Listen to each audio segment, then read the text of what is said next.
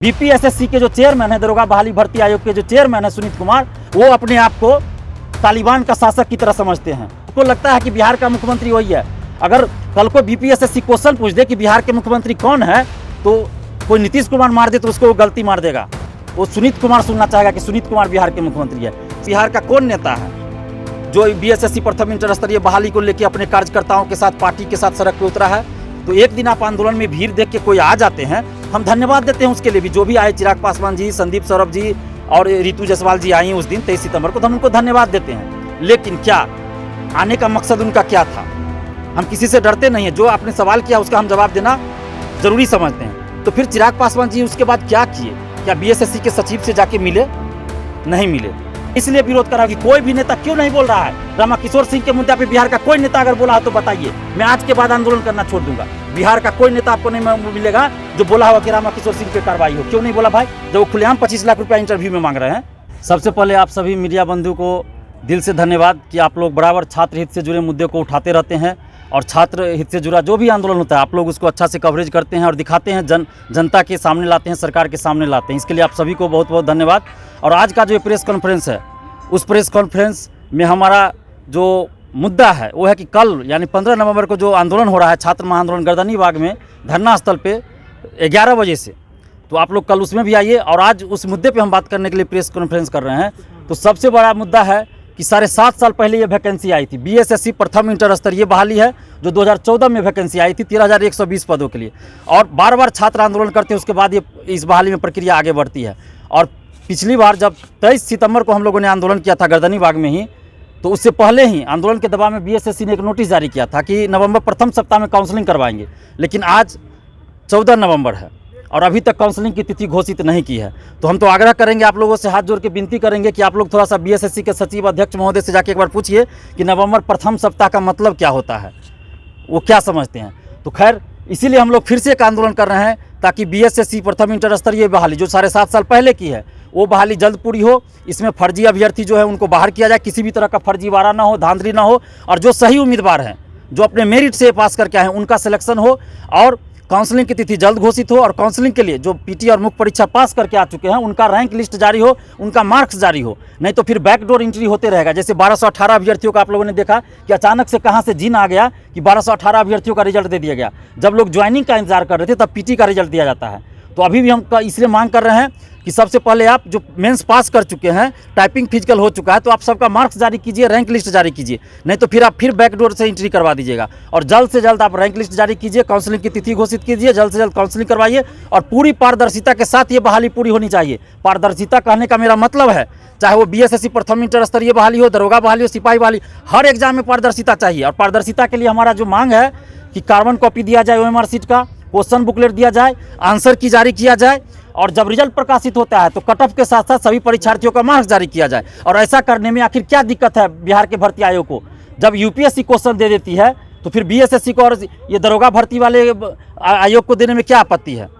अभी यूपी में एक एग्जाम हुआ है, देखिए आंसर की दे दिया गया, क्वेश्चन दे दिया गया, सब कुछ दे दिया जाता है। झारखंड में एग्जाम हुआ, वहाँ सब कुछ दे दिया जाता है। बिहार में ही बीएड का एग्जाम हुआ, क्वेश्चन बुकलेट दे दिया गया, आंसर की जारी कर दिया गया, आपको आंसर तक बता दिया गया, उसके बाद आपको मार्क्स भी बता दिया गया, कट ऑफ भी बताया गया। तो फिर बीपीएससी भी बिहार में ही है, संवैधानिक संस्था है, वहाँ भी क्वेश्चन बुकलेट दिया जाता है, आंसर की जारी किया जाता है, और आपत्ति भी मंगाया जाता है। उसके बाद रिजल्ट के साथ साथ कट ऑफ और सभी का मार्क्स बताया जाता है। तो फिर ये बीएसएससी बहाली में और दरोगा बहाली, सिपाही बहाली में क्यों नहीं ऐसा किया जा सकता है? इसका मतलब है कि कहीं ना कहीं बैकडोर एंट्री होती है, पैसा लेके सीट बेचा जाता है। और दरोगा बहाली में जिस तरह से आप लोगों ने देखा होगा कि खुलेआम गुंडागर्दी हुई, और बीपीएसएससी के जो चेयरमैन है, दरोगा बहाली भर्ती आयोग के जो चेयरमैन है सुनीत कुमार, वो अपने आप को तालिबान का शासक की तरह समझते हैं। यानी कि वो किसी को नहीं समझते हैं, कि उसको लगता है कि बिहार का मुख्यमंत्री वही है। अगर कल को बीपीएसएससी क्वेश्चन पूछ दे कि बिहार के मुख्यमंत्री कौन है, तो कोई नीतीश कुमार मार दे तो उसको वो गलती मार देगा। वो सुनीत कुमार सुनना चाहेगा कि सुनीत कुमार बिहार के मुख्यमंत्री है। सीधा सीधा गुंडागर्दी कर रहे हैं सुनीत कुमार जो दरोगा बहाली भर्ती आयोग के चेयरमैन है। मैं ऐसा इसलिए कर रहा हूं क्योंकि हमारे पास पुख्ता प्रूफ है। जिनका मार्क्स कट ऑफ से ज़्यादा उनका सिलेक्शन नहीं होता है। जिनका एडमिट कार्ड जारी कर दिया गया फिजिकल के लिए, उनका जो है फिजिकल नहीं लिया गया। अब सोचिए, ये गुंडागर्दी ही तो है। बोला जाता है कि हमने एडमिट कार्ड जारी ही नहीं किया है। अभी भी सचिवालय से कोई लेटर गया है जो वायरल हुआ है, क्या सच्चाई है मैं नहीं जानता, लेकिन वो दिखाया गया है उसमें कि जो जांच हुई उसमें से सभी अभ्यर्थियों का जो आरोप था वो सही पाया गया है कि कट ऑफ से ज़्यादा रहने के बाद भी उनका सिलेक्शन नहीं हुआ, गड़बड़ी हुई, तो बीपीएसएससी से जवाब मांगा है। इसमें क्या सच्चाई है मैं नहीं कह सकता हूँ, लेकिन एक डिजिटल जो अखबार है उसमें ही आया था कल या परसों।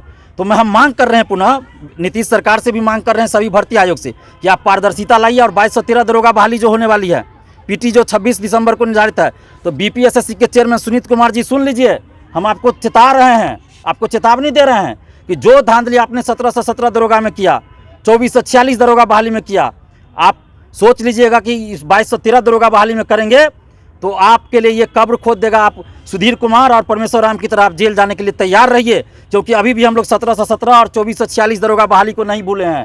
कोई भूल जाएगा, दिलीप कुमार नहीं भूलेगा उस धांधली को। दिलीप कुमार ये नहीं भूलेगा कि सच्चाई की लड़ाई लड़ते लड़ते और पारदर्शिता की मांग के लिए जब हम आंदोलन कर रहे थे तो आपने हमें 15 दिन के लिए जेल में भेजा था, और अभी भी हम मांग कर रहे हैं कि पारदर्शिता लाइए। और कल जो हम लोग का महाआंदोलन है पटना के गर्दनी बाग धरना स्थल पे 11 बजे से, उसका जो प्रमुख मांग है प्रमुख मांग यही है कि काउंसलिंग की तिथि घोषित कीजिए, फर्जी अभ्यर्थियों को बाहर कीजिए, और काउंसलिंग के लिए जो मुख्य परीक्षा पास कर चुके हैं उनका मार्क्स जारी कीजिए, रैंक लिस्ट जारी कीजिए, और जल्द से जल्द बहाली पूरा कीजिए, और काउंसलिंग में सीट से 2 गुना ज़्यादा अभ्यर्थियों को बुलाए। मैं ऐसा इसलिए कर रहा हूँ क्योंकि ये बहाली 7.5 साल पहले की है, और इन 7.5 सालों में ये 53,000 से ज़्यादा जो अभ्यर्थी है रोज़ तकलीफ झेल रहे हैं, दिन रात परेशान है, वो दिन रात बीएसएससी का जो है साइट चेक कर रहे हैं कि कब कोई नोटिफिकेशन आएगा, और काफ़ी दुख झेल रहे हैं। और इसमें से सैकड़ों ऐसे अभ्यर्थी होंगे जो कहीं ना कहीं जॉब में भी चले गए होंगे, कोई बिजनेस कर लिए होंगे, तो उनको अगर अच्छा पद यहाँ नहीं मिलेगा उनके मन मुताबिक तो वो ज्वाइन नहीं करेंगे, हो सकता है रैंक देख के वो काउंसलिंग में ही ना जाए।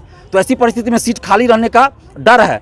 तो 7.5 साल से कोई जॉब का इंतजार कर रहे हो, और दूसरी तरफ अगर एक भी सीट खाली रह जाती है तो ये कहीं ना कहीं इन अभ्यर्थियों के साथ, बिहार के छात्र छात्राओं के साथ बहुत बड़ी नाइंसाफ़ी होगी, बहुत बड़ा अन्याय होगा। तो ऐसा नहीं होना चाहिए। इसलिए बीएसएससी के सचिव अध्यक्ष महोदय से हम हाथ जोड़ के विनती कर रहे हैं कि आप एक भी सीट खाली न रहे, इसका आप भरपूर इंतजाम कीजिए, और काउंसलिंग में सीट से 2 गुना ज़्यादा लोगों को बुलाइए, और काउंसलिंग के लिए रैंक लिस्ट जारी कीजिए, सबका मार्क्स जारी कीजिए, और जल्द से जल्द काउंसलिंग की तिथि घोषित कीजिए। और तमाम परीक्षार्थियों से, बिहार के समस्त छात्र छात्राओं से हम हाथ जोड़ के विनती कर रहे हैं कि अब नहीं आप लड़िएगा तो कब लड़िएगा।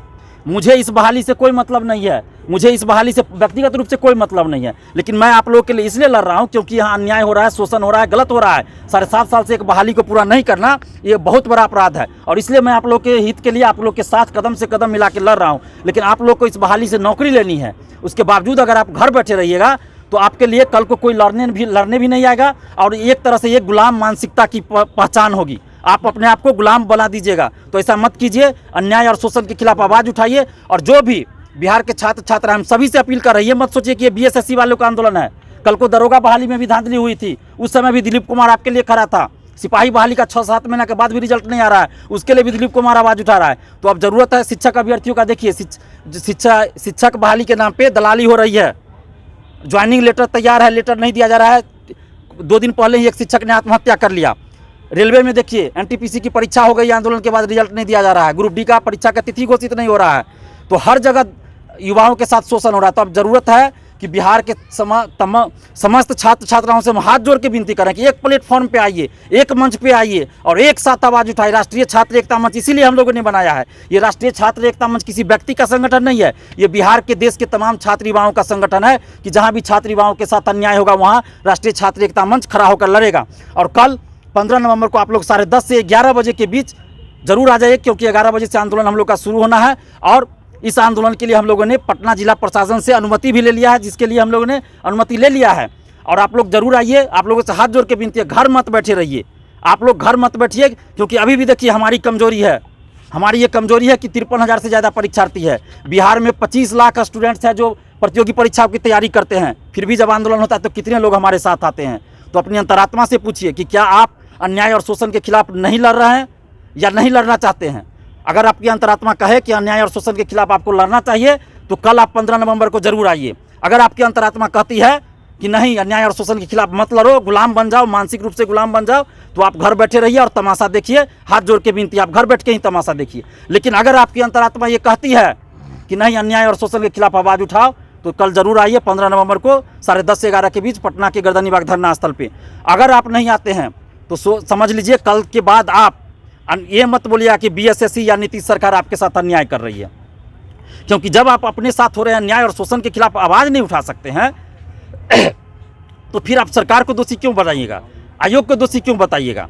तो इसलिए आपको आना चाहिए और ज़रूर आइए। हम पुनः आप लोगों से हाथ जोड़ के विनती कर रहे हैं कि किसी एक की लड़ाई नहीं है, ये बिहार के तमाम छात्र छात्राओं की लड़ाई है, ये बिहार के वर्तमान और भविष्य की लड़ाई है। क्योंकि जब तक ये बहाली पूरी नहीं होगी, आगे भी कोई बहाली आएगी तो वो भी 7 साल 6 साल 5 साल लग सकता है। तो अंत में यही कहूँगा, आप सभी मीडिया बंधुओं को दिल से धन्यवाद और सभी परीक्षार्थियों से छात्र छात्राओं से आग्रह करते हैं कि कल 15 नवंबर को आप लोग गर्दनीबाग धरना स्थल 10:30 से 11 के बीच जरूर पहुँचिए।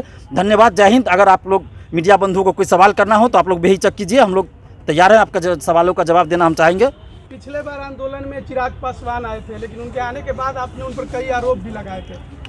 देखिए, हमने नेताओं पे आरोप जरूर लगाया, बहुत बार लगाया है, और वो व्यक्तिगत नहीं है, वो ज़मीनी स्तर पे जो होता है उसके आधार पे हम बोलते हैं। आप बताइए, बिहार का कौन नेता है जो बीएसएससी प्रथम इंटर स्तरीय बहाली को लेकर अपने कार्यकर्ताओं के साथ, पार्टी के साथ सड़क पे उतरा है? कोई एक नेता का नाम आप लोग बता दीजिए। कोई नेता बिहार का हो, चाहे वो छात्र नेता हो, युवा नेता हो, या किसी पार्टी का बड़ा नेता हो, उप मुख्यमंत्री के उम्मीदवार हो, विपक्ष के नेता हो, या किसी भी पार्टी के नेता हो, क्या वो अपने पार्टी की तरफ से कार्यकर्ताओं के साथ कभी सड़क पे उतरे हैं? कभी नहीं उतरे हैं। क्या इन लोगों ने कभी समर्थन किया है? नहीं किया है। तो एक दिन आप आंदोलन में भीड़ देख के कोई आ जाते हैं, हम धन्यवाद देते हैं उसके लिए भी। जो भी आए, चिराग पासवान जी, संदीप सौरभ जी और रितु जायसवाल जी आई उस दिन 23 सितंबर को, तो हम उनको धन्यवाद देते हैं। लेकिन क्या आने का मकसद उनका क्या था? हम किसी से डरते नहीं हैं, जो आपने सवाल किया उसका हम जवाब देना जरूरी समझते हैं। तो फिर चिराग पासवान जी उसके बाद क्या किए? क्या बीएसएससी के सचिव से जाके मिले? नहीं मिले। बीएसएससी ने नोटिस पहले ही जारी कर दिया था, 23 सितंबर के आंदोलन से पहले ही नोटिस जारी कर दिया आंदोलन के दबाव में कि नवंबर प्रथम सप्ताह में काउंसलिंग शुरू होगी। नवंबर प्रथम सप्ताह में काउंसलिंग शुरू नहीं हुई। क्या बिहार के किसी नेता ने आवाज़ उठाई कि नवंबर प्रथम सप्ताह में काउंसलिंग शुरू होनी थी, क्यों नहीं हुई? क्या बीएसएससी के चेयरमैन से जाके पूछा? बीएसएससी के सचिव से जाके किसी नेता ने पूछा? किसी ने नहीं पूछा। इसलिए मैंने आरोप लगाया था कि सिर्फ कहने से नहीं होगा, करके दिखाइए तब मानेंगे। हम किसी नेता का विरोधी नहीं है, किसी नेता का समर्थक भी नहीं है, किसी पार्टी का ना समर्थक है ना विरोधी, लेकिन जो अच्छा काम करेगा हम उसका समर्थन करेंगे, जो युवाओं के साथ गलत करेगा हम उनका विरोध भी करेंगे। हम नीतीश सरकार का विरोध क्यों कर रहे हैं? नीतीश जी से मेरा कोई पर्सनली दुश्मनी तो नहीं है, ना ही उनकी पार्टी से है, ना ही मैं किसी पार्टी का कार्यकर्ता हूं, ना किसी पार्टी का नेता हूं। हम नीतीश सरकार का विरोध इसलिए कर रहे हैं क्योंकि नीतीश जी 15-16 सालों से मुख्यमंत्री है, और अभी अगर सरकार कुछ गलत करती है, कोई भर्ती आयोग कुछ गलत करता है, तो लोकतंत्र में सरकार से ही सवाल होगा और विपक्ष से भी सवाल होता है, लेकिन सरकार से ज़्यादा होगा इसलिए कि सरकार गलती कर रही है, और विपक्ष से सवाल इसलिए होगा कि सरकार जब गलत कर रही है तो विपक्ष क्या कर रही है? विपक्ष को जनता की आवाज़ बनना चाहिए,